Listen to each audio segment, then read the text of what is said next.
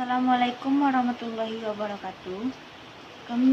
Di sini kami akan mempresentasikan hasil diskusi kami tentang implementasi kebijakan dari kelompok 4 yang beranggotakan saya sendiri, Dinda Fitri Monita, sebagai moderator, Fajria Kamila sebagai pemateri, Febrina Desmizianti sebagai pemateri, Ika Puspasari sebagai pemateri, Rani Revinola sebagai pemateri, Yumaida Adila sebagai pemateri, Dede Aljono sebagai pemateri. Untuk materi pertama akan dijelaskan oleh Fajria Kamila. Kepada Fajria dipersilakan. Assalamualaikum warahmatullahi wabarakatuh.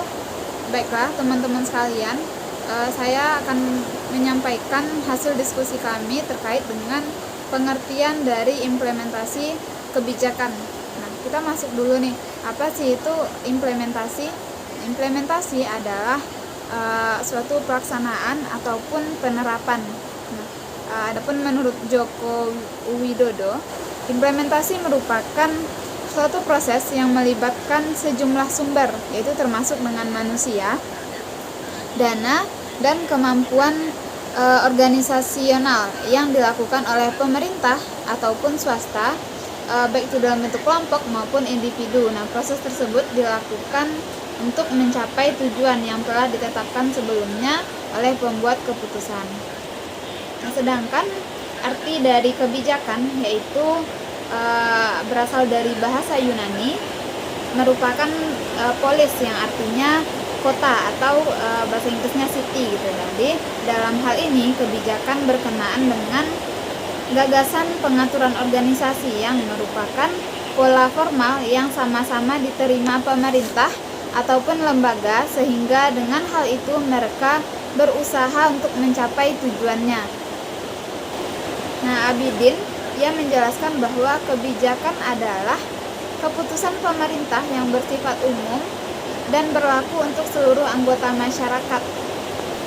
Lalu jika kita simpulkan, adapun pengertian dari implementasi kebijakan yaitu tahap yang krusial dalam proses kebijakan pendidikan. Nah, suatu kebijakan atau proses harus diimplementasikan atau diterapkan agar mempunyai dampak ataupun tujuan yang diinginkan. Implementasi merupakan bagian dari integral dari pembentukan kebijakan. Implementasi kebijakan pendidikan ini merupakan usaha atau pengupayaan agar rumusan kebijakan pendidikan bisa dilaksanakan dalam bentuk praktik, sebab sebaik apapun rumusan kebijakan pendidikan yang telah dirumuskan, jika tidak diimplementasikan atau jika tidak diterapkan, maka tidak akan dirasakan manfaatnya oleh masyarakat. Nah, sebaliknya, sesederhana apapun rumusan kebijakan pendidikan, jika itu sudah diimplementasikan atau diterapkan, maka akan lebih berguna dan apapun hasilnya gitu. Jadi tahap implementasi kebijakan tidak akan dimulai sebelum tujuan dan sasaran ditetapkan terlebih dahulu, yang dilakukan oleh formulasi kebijakan. Nah, dengan demikian, tahap implementasi kebijakan terjadi hanya setelah undang-undang ditetapkan dan dana disediakan untuk membiayai implementasi kebijakan pendidikan tersebut.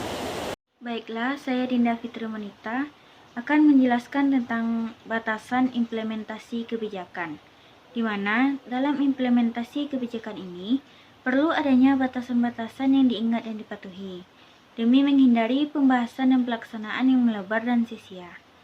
Contohnya dalam mengimplementasikan kebijakan tentang diperbolehkannya pembelajaran secara luring di sekolah-sekolah yang berada di daerah zona hijau dan kuning, maka perlu diingat adanya batasan-batasan mengimplementasikan kebijakan ini, antaranya tetap patuhi protokol kesehatan, menerapkan 3M, tenaga pendidik dan kependidikan telah divaksin, dan syarat-syarat lainnya. Intinya, dalam implementasi kebijakan ini, sebagai aktor pelaksana kebijakan harus tetap dalam koridor dan tidak keluar dari jalur kebijakan yang telah ditetapkan. Baiklah, perkenalkan nama saya Ika Puspasari, NIM 18002145. Nah, pada kesempatan kali ini saya akan melanjutkan materi dari penyampaian rekan saya sebelumnya, yaitu perlunya implementasi kebijakan. Nah, setelah diketahui pengertian serta batasan dari implementasi kebijakan, maka perlu kita ketahui mengapa implementasi kebijakan itu harus dan perlu untuk dilaksanakan. Kan sebaik apapun kebijakan yang telah dibuat, hanya akan menjadi sia-sia jika tidak ada upaya untuk mengimplementasikannya, karena tidak akan ada membawa dampak atau tujuan yang diinginkan. Karena seperti yang kita tahu bahwa untuk membuat kebijakan itu membutuhkan banyak sekali sumber daya yang dikeluarkan, mulai dari tenaga, pikiran, waktu, sampai biaya yang dikeluarkan untuk suatu kebijakan. Tetapi ketika tidak diimplementasikan atau tidak dilaksanakan, maka itu akan menjadi hal yang merugi dan sia-sia. Kemudian maka dari itu, implementasi kebijakan merupakan salah satu tahapan yang krusial atau tahapan yang penting dalam proses kebijakan. Yang mana proses kebijakan kemarin sempat dibahas terkait perumusannya, kemudian pembuatannya, sekarang pada implementasi dan nanti ada evaluasi dari kebijakan ini.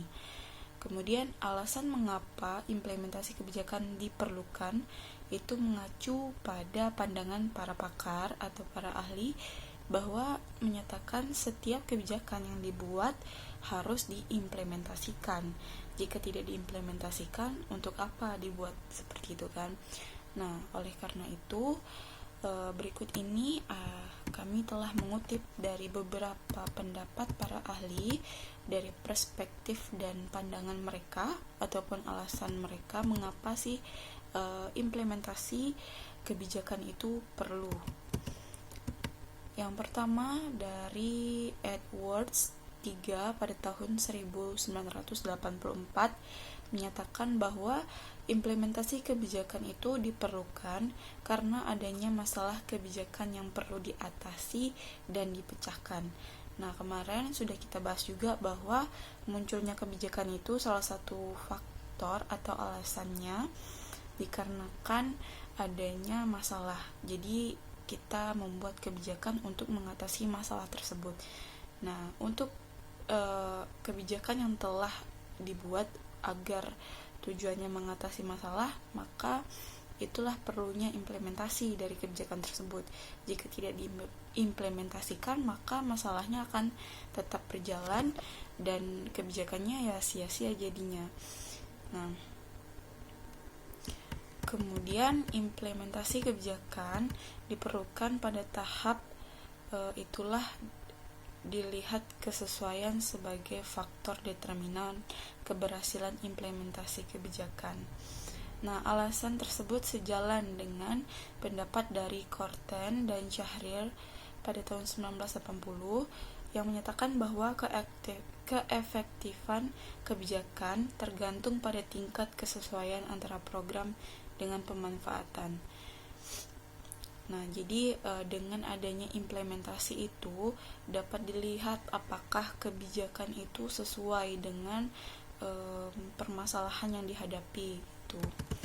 Kemudian menurut Quade pada tahun 1984 menyatakan alasan perlunya implementasi kebijakan adalah untuk menunjukkan bukti bahwa dalam implementasi kebijakan terjadi aksi, interaksi, dan reaksi faktor implementasi kebijakan.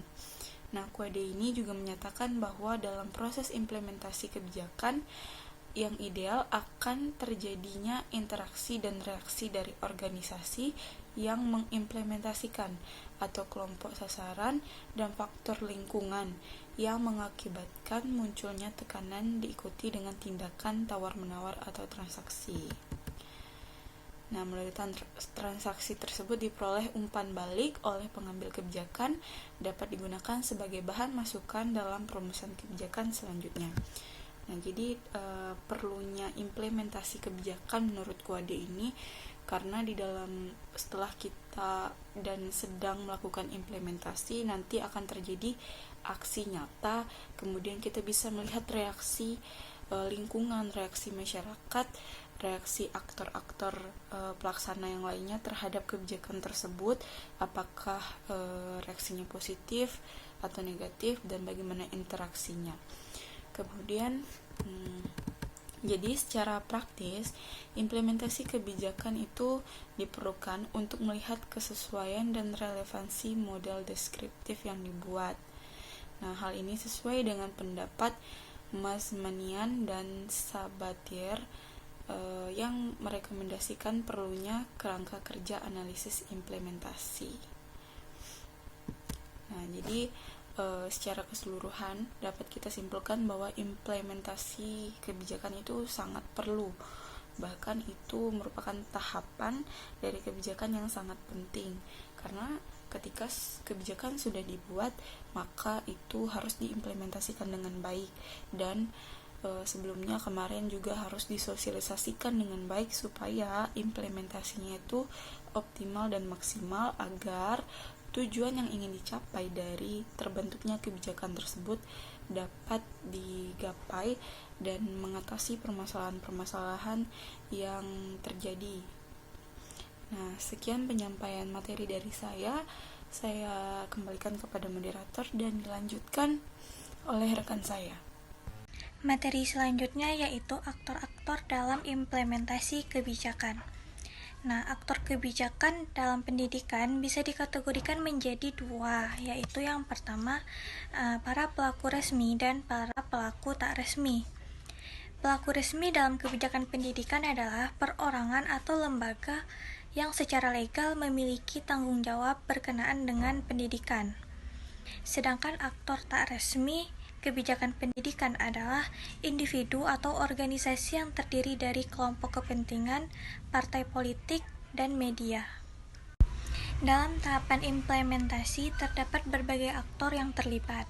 Mereka bisa saja berasal dari kalangan pemerintah maupun kalangan masyarakat, dan dapat diidentifikasi dari kalangan birokrasi, legislatif, lembaga peradilan, kelompok-kelompok penekan, dan organisasi komunitas.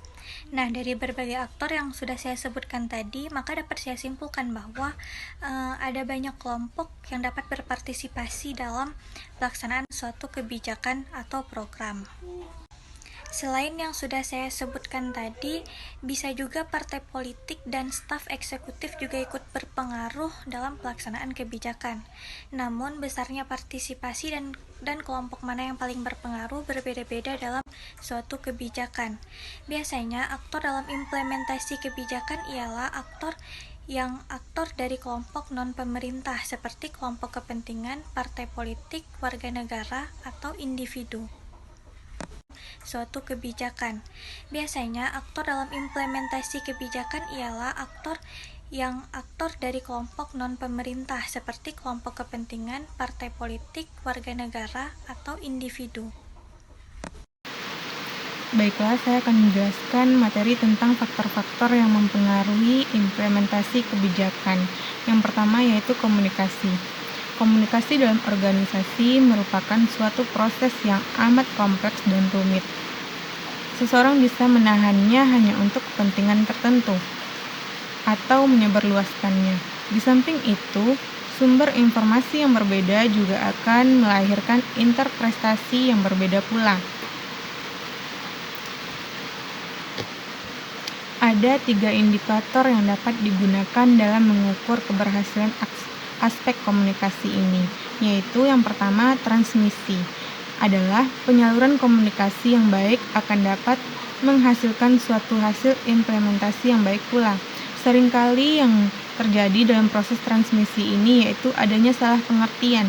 Hal ini terjadi karena komunikasi implementasi tersebut telah melalui beberapa tingkatan birokrasi, sehingga hal yang diharapkan terdistorsi di tengah jalan. Yang kedua yaitu kejelasan informasi, di mana komunikasi atau informasi yang diterima oleh para pelaksana kebijakan harus jelas dan tidak membingungkan. Kejelasan informasi kebijakan tidak selalu menghalangi implementasi kebijakan, di mana pada tataran tertentu para pelaksana membutuhkan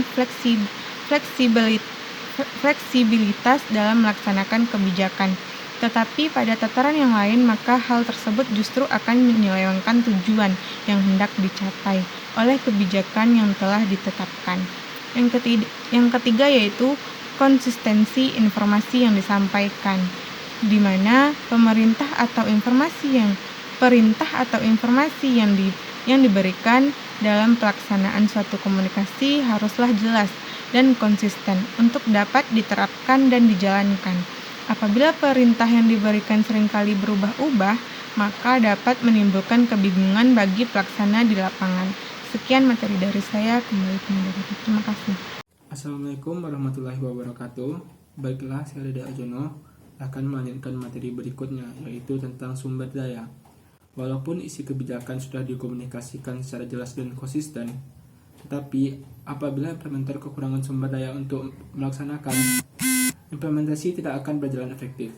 Sumber daya tersebut dapat berwujud sumber daya manusia, yakni kompetensi implementer dan sumber daya finansial. Sumber daya adalah faktor penting untuk implementasi kebijakan agar efektif. Tanpa sumber daya, kebijakan hanya tinggal di kertas menjadi dokumen saja.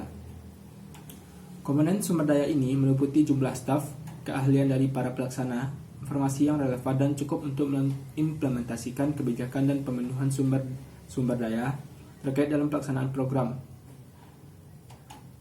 Adanya kewenangan yang menjamin bahwa program dapat diarahkan kepada sebagaimana yang diharapkan, serta adanya fasilitas-fasilitas pendukung yang dapat dipakai untuk melakukan kegiatan program seperti dana dan sarana prasarana. Sumber daya manusia yang tidak memadai berakibat tidak dapat dilaksanakannya program secara sempurna, karena mereka tidak bisa melakukan pengawasan dengan baik. Jika jumlah staf pelaksana kebijakan terbatas, maka hal yang harus dilakukan yaitu meningkatkan skill atau kemampuan para pelaksana untuk melakukan program. Untuk itu, perlu adanya sumber daya manusia yang baik agar dapat meningkatkan kinerja program. Ketidakmampuan pelaksanaan program ini disebabkan karena kebijakan konservasi energi merupakan hal yang baru bagi mereka, di mana dalam melaksanakan program ini membutuhkan kemampuan yang khusus.